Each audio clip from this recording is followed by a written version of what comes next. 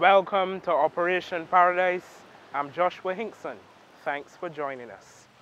As our government continues to demonstrate its commitment to crime reduction on our island, we thought it important to keep you informed of its latest efforts in this regard as we work together for a better and safer paradise. As you may recall, on October 26, 2022, Minister Lane took the oath of office as Minister of State in the Office of the Attorney General with responsibility for crime prevention. On that occasion, he spoke with the media, where he, in a sense, reintroduced himself to Barbadians and explained why he is the right man for the job. When people talk about qualifications, I don't even want them to think about my honors degree in sociology. I want them to think of the 24 years of experience working in this society, understanding the society. You can think about the 4 years and 3 months working in the prison and having great success there as well. And the list can go on. Even in terms of HIV, the programs that I brought HIV in the early stages, people did not think they were HIV programs because they didn't have a red ribbon, but it was really about behavior change. And as the Prime Minister said, this is about behavior change. So I believe that with the experience, it puts me in a great position to be able to move the needle on crime in Barbados. So what does this role entail? As we all know, crime prevention is not exclusive to the police service.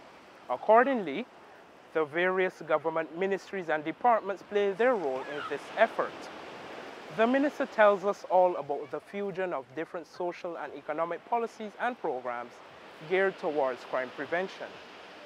This role entails really having the ability to have a coordinating and implementing arm of the government in relation to all aspects of crime prevention. When people think crime prevention previously, I think that they thought about just the police or the AG. For years I've said, and this government now believes, that really and truly crime prevention is a whole of society, whole of country effort. It includes the parents, the church, the school, everybody. Everybody has a stake in crime prevention. What this role allows the government to have is someone who comes to work every day and is dedicated and focused on making sure that the situation with crime in the country does not escalate to a point where it makes the country unsustainable. All of the reports from all of the international agencies have actually pointed and shown us, in open societies like ours, you can see where you can have 19 to 26-year-olds in particular can cause significant damage to a country like Barbados that depends heavily on its reputation as its brand. There are two fundamental reasons why I believe that we have to have that dedication and focus. If you go 20, 30 years back, you can see some of these recommendations on many research papers, but they're only on the papers. A lot of these recommendations and initiative has rested in File 13 for decades. Having a dedicated and focused commitment to getting them off of the paper is what is important. And what is even more important is to have a coordinated, collaborative effort to bring them together. Why do I say that? When I think of crime prevention, I think of the Ministry of Youth. I think of the Ministry of Education. I think of the Ministry of People Empowerment. They will each have initiatives. A great example I feel no way talking about is mentorship. The Ministry of Education has a SUNO mentorship type program. The Ministry of People Empowerment is currently planning one. The Ministry of Youth Affairs is about to launch one this month. What my portfolio allows me to do is to bring all of them together so that we can have a well-balanced, comprehensive, cost-effective program to be good stewards of the public purse.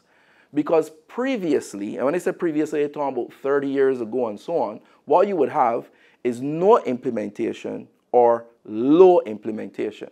And what does that mean? One of the things I observed growing up in this society is that we would have initiatives. There are national initiatives, and since there should be macro initiatives, but there were not. We have about 42,984 students registered for the school year. And you would have programs for 20 students here and 16 students there. What are you doing? To get transformation, you need skill.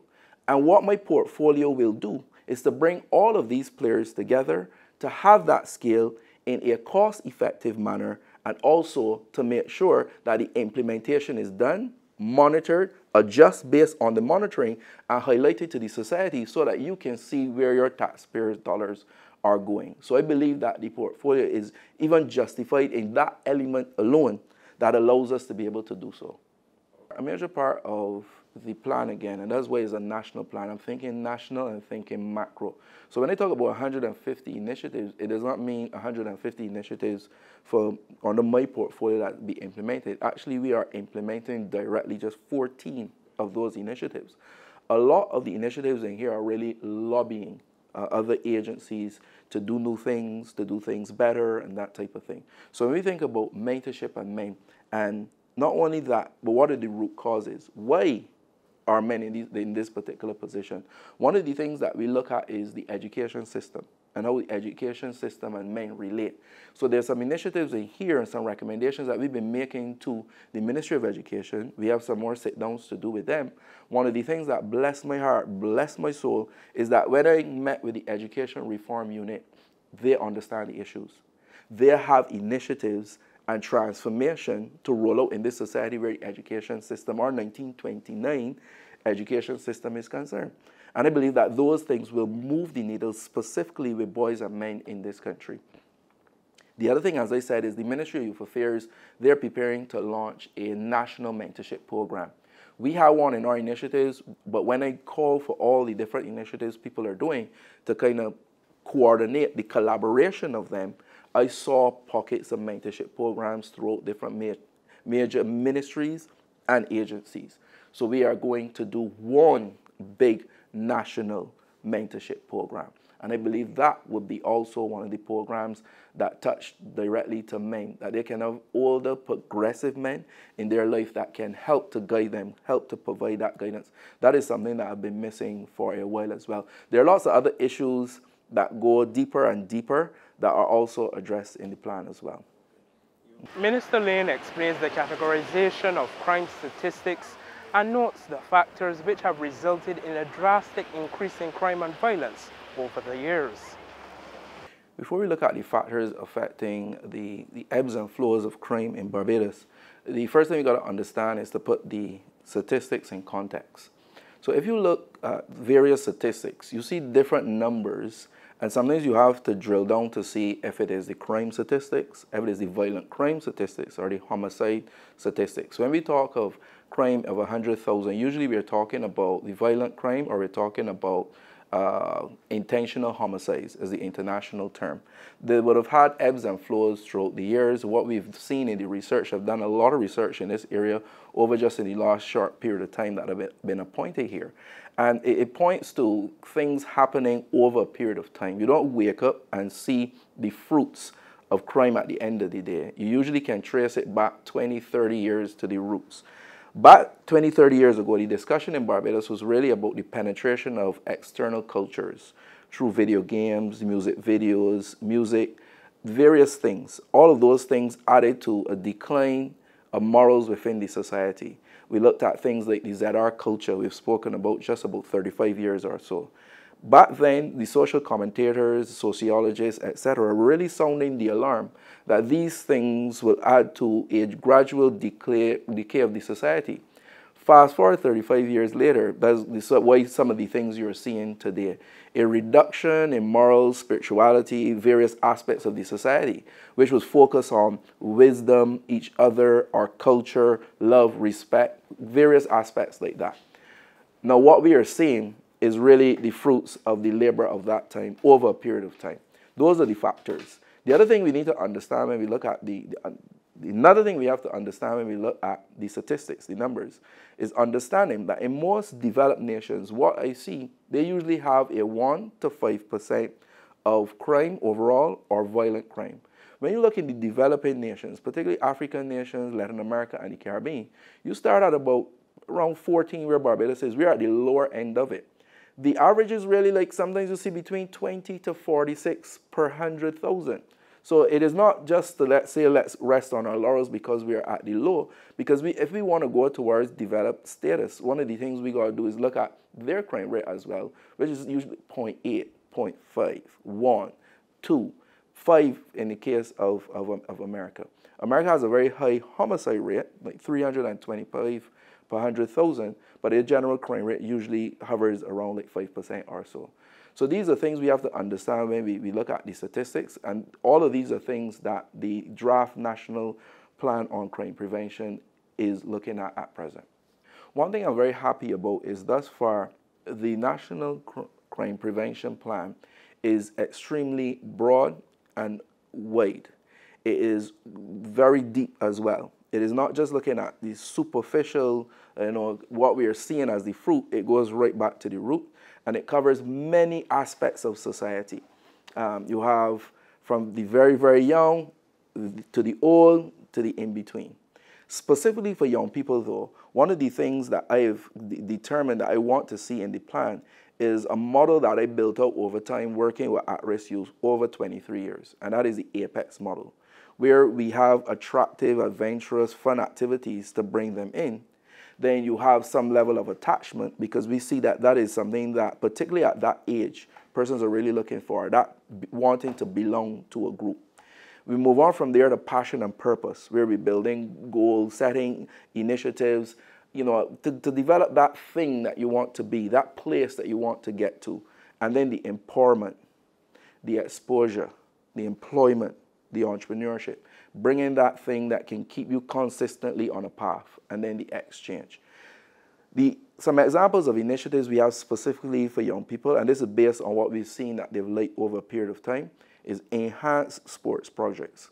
Enhanced in the sense that there comes a time where we are recognizing even our best sports players, they get tired of just running around and getting sweaty. They want something out of the sport.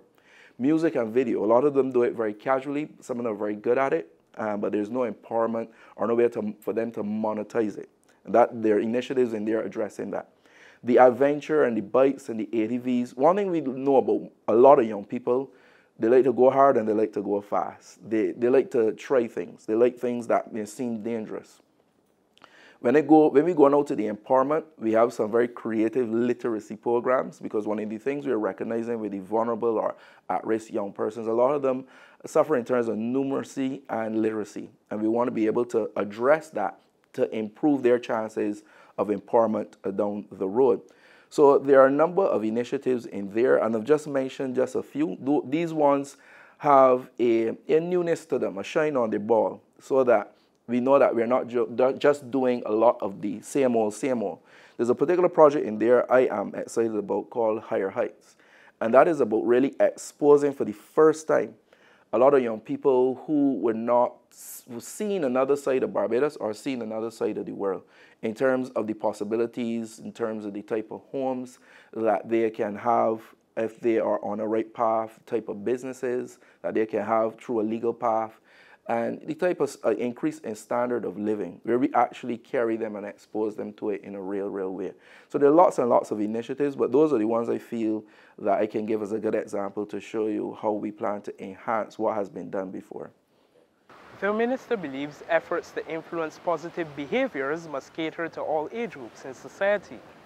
He emphasized the importance of long-term societal planning and is particularly concerned with the socialization of young Barbadians.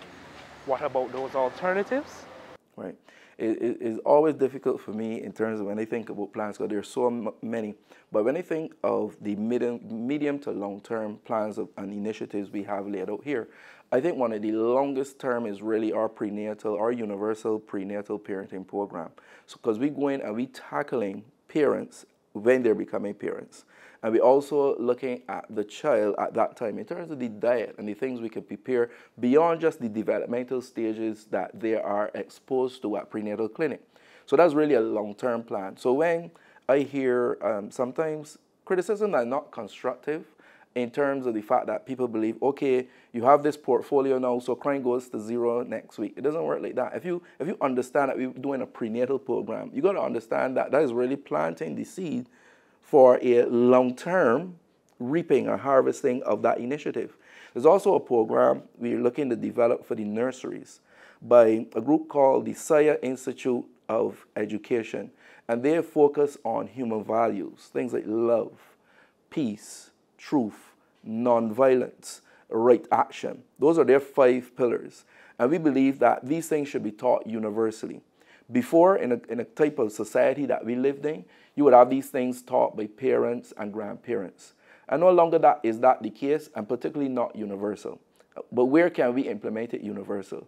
We can draw on our strength as a society that has universal preschool, universal education. So whereas the education system may be crying out that the curriculum is full, one of the things we have to recognize is that if you have the best education academically, but you don't have the other life skills to be able to function, that academic education becomes useless to you. So it has to be a partnership of how we marry the life skills, the health, the values and morals, the academics, to create a whole human being that can be a productive citizen of any society.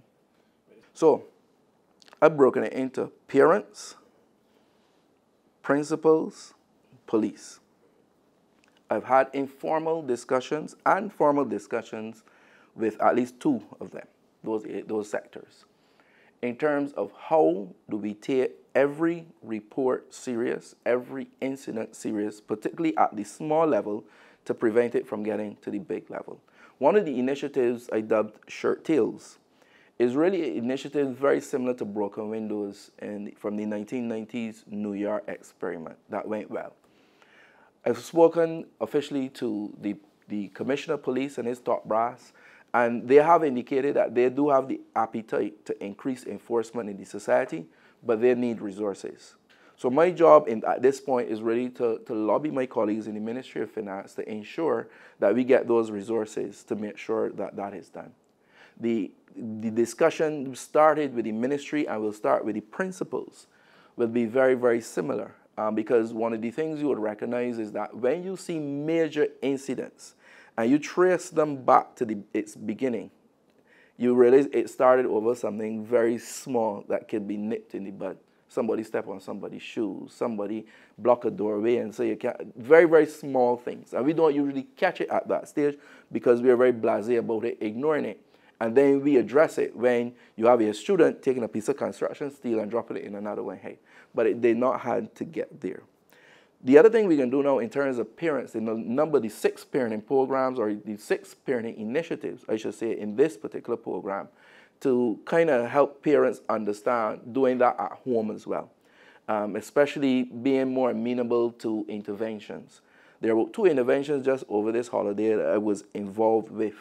And sometimes when you bring the parents around the table, you can clearly see why the children are behaving the way that they're behaving. And I mean, we need to do a lot more engagement with parents. Yes, it's difficult. Yes, you got to work. But your number one priority after you have a child is really that child. And one of the things we have to do at the macro level is to insist in parents, to give them that support, but also insist that they do their God-given responsibility as a parent. As you may be aware, government's crime prevention strategy is called Operation Paradise. It takes into account the educational, the employment, and empowerment needs of society. The Minister stresses that the benefits of this program will be realized in the short, medium, and long term. Since its implementation, there have been success stories.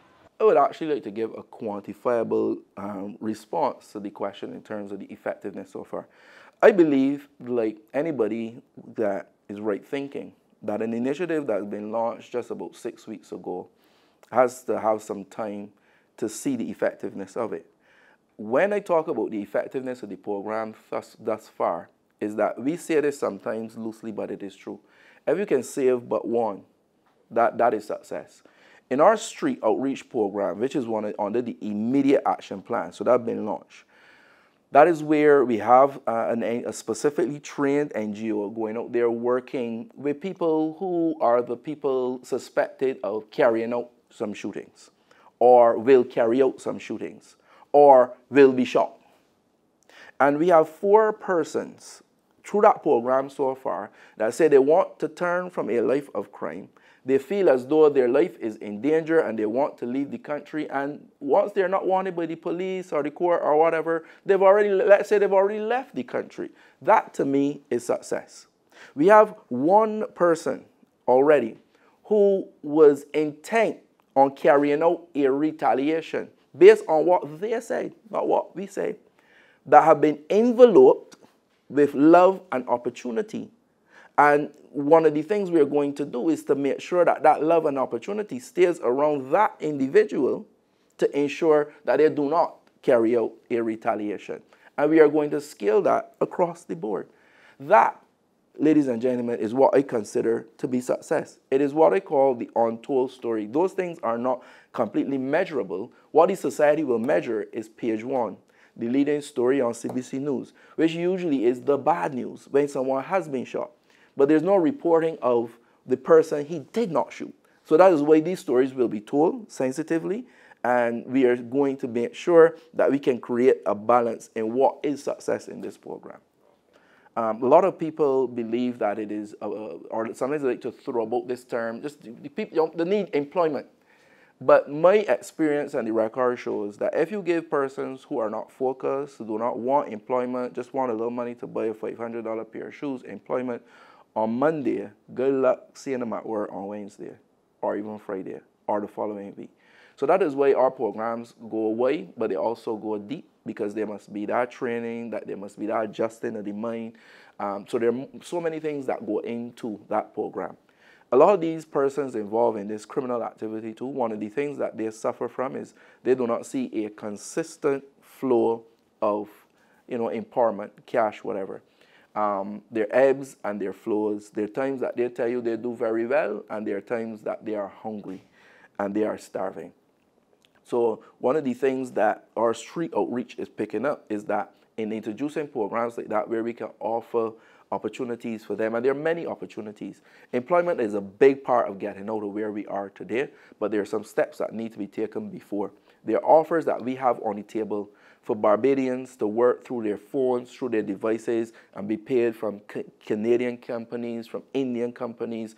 The offers are there, Ireland companies, and these are just the ones that have reached out. We have not even done a lot of our reaching out that we plan to do as well. So what we need to do now is marry and connect the dots.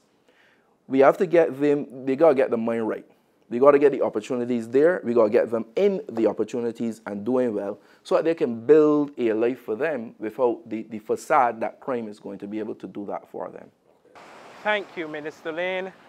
This has been Operation Paradise, Government's Crime Prevention Strategy. Next week, we continue the discussion by looking at the role groups in society play in preventing crime and deviance. I'm Joshua Hinkson. Thanks for your time.